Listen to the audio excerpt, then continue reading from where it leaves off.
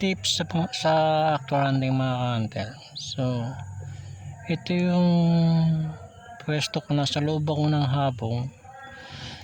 So itong taas ng duwat na to, ito ang target ko. So yan, siguro ito mga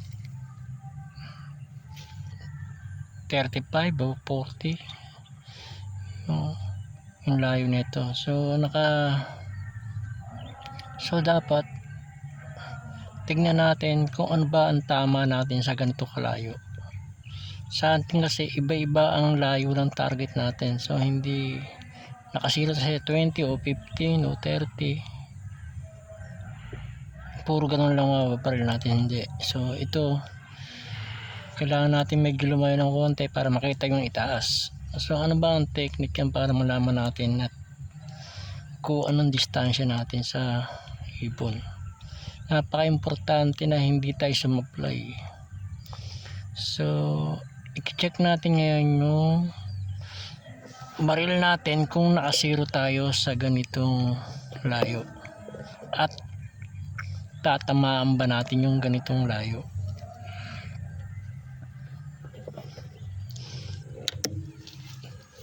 Dapat nating i-check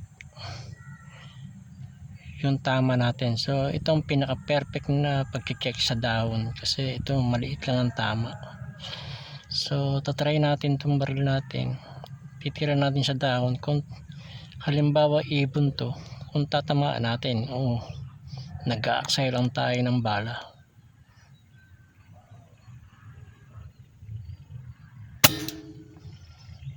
Ayan mga hunter, so huwag tayong masiyahan sa isang tama. So ulitin natin ng 2 o 3 kung didikit siya ron sa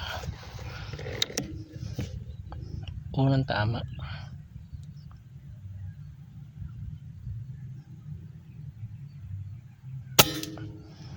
Yung hunter, 1 hole. So ibig sabihin lahat ng humapon dyan tatamaan ko.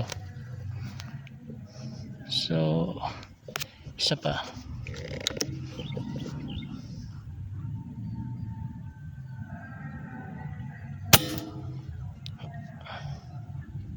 hindi ako tumama, kumanan.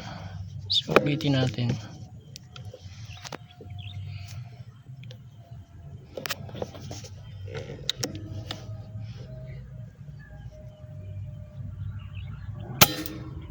Ayan mga hunter, halos dikit na dikit. So ganyan lang mga hunter. So pag nag-hunting tayo, kung ano yung possible nating target, check na natin yung baril natin. So kung hindi natin tamaan, ay lumapit na tayo ng pwesto kasi magsasayang ka lang ng bala. Saka ang ibon baka puro baldado lang. Yun lang mga hunter. Salamat.